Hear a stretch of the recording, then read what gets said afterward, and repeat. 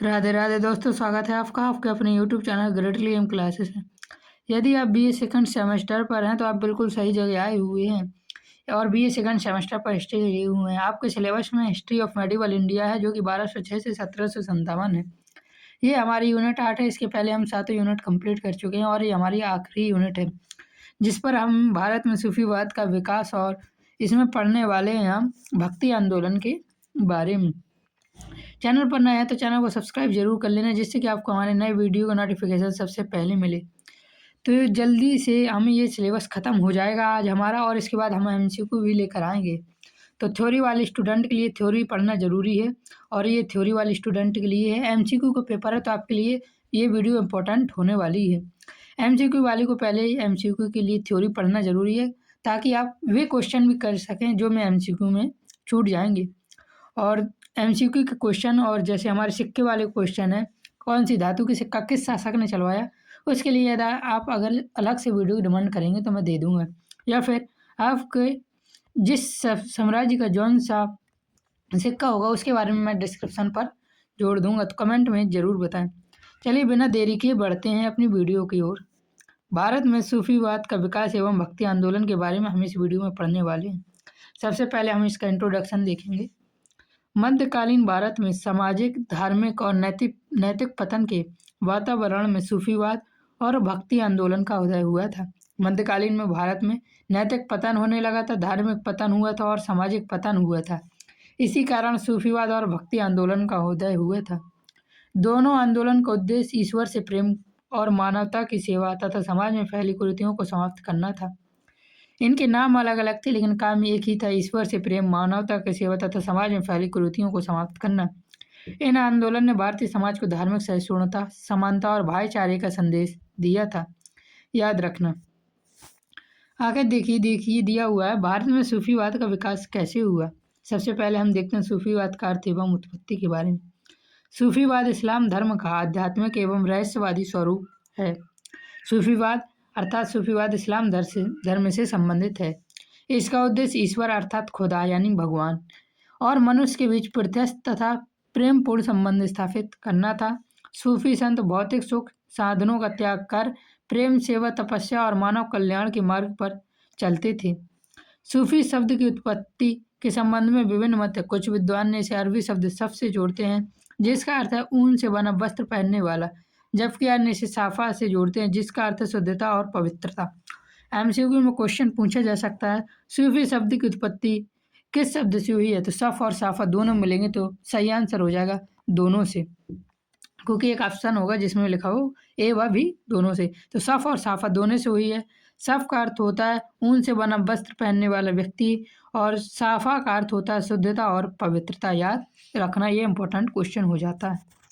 आगे देखिए दिया हुआ 12वीं शताब्दी में खलीफाओं में बढ़त भौतिकवादी के विरोध में ईरान और मध्य एशिया में यह आंदोलन सशक्त हो गया। कौन सा आंदोलन? सूफीवाद आंदोलन। सूफीवाद में संबंधित प्रमुख शब्द दिए हुए हैं। किस शब्द का अर्थ क्या होता है? पीर या शेख सूफी के गुरु को कहा जाता है। मुरीद शिष्य होता है। खानकाह सूफियों का निवास स्थल होता है। समा सूफी संगीत सभा और फना ईश्वर में स्वयं का विलय होता है। इनके शब्द दिए और इनके सामने अर्थ दिए हुए हैं। ये इम्पोर्टेंट है और परीक्षा की दृष्टि से आपके एमसीक्यू में भी पूछे जा सकते हैं। सूफी दो प्रमुख वर्गों में विभाजित था जिसे बासरा और बेसरा कहा जाता है। क्वेश्चन में ये भी बहुत इंपॉर्टेंट हो जाएगा। बासरा का अर्थ होता है शरीयत का पालन करने वाले और बेसरा का अर्थ होता है शरीयत से स्वतंत्र विचार रखने वाले। आगे देखिए दिया हुआ है भारत में सूफीवाद का आगमन कब और कैसे हुआ।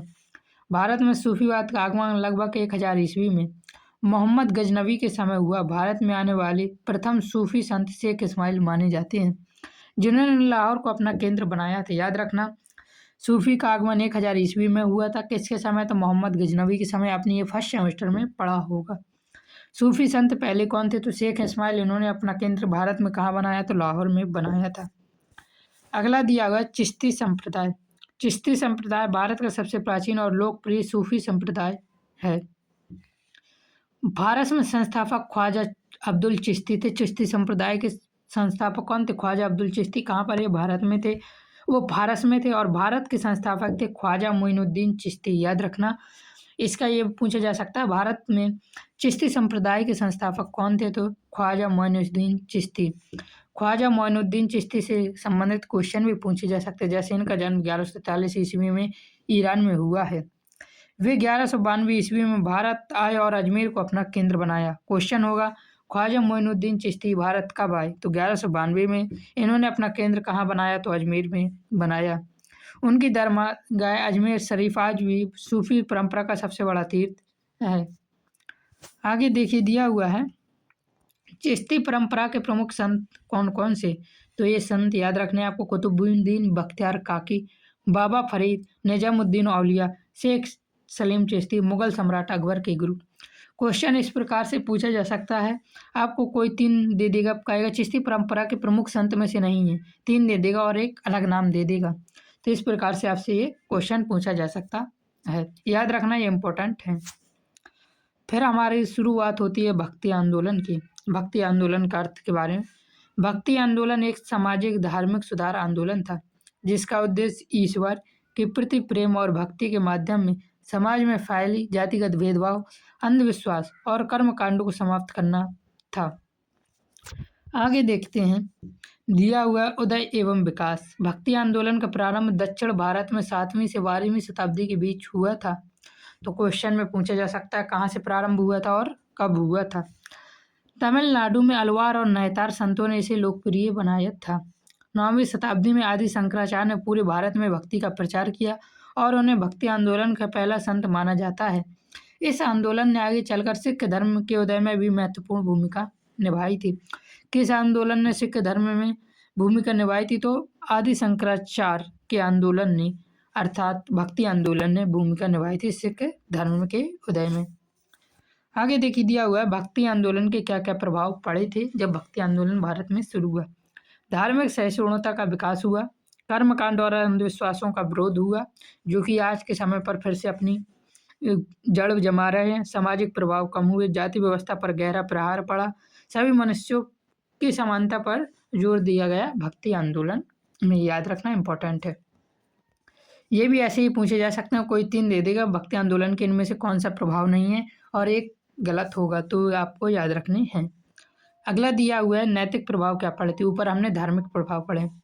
ईमानदारी, परिश्रम और सदाचार का प्रसार हुआ भक्ति आंदोलन से। राजनीतिक भी प्रभाव पड़ा, शासकों द्वारा उदार धार्मिक नीतियां अपनाई गई। भक्ति आंदोलन की विशेषताएं देखिए, ईश्वर की एकता में विश्वास हुआ, प्रेम और भक्ति को मोक्ष का मार्ग मिला, गुरु का महत्व हुआ और जाति धर्म का भेद समाप्त हुआ था, जो कि आज फिर से जाति धर्म का भेद अपने चरम पर पहुंच रहा है।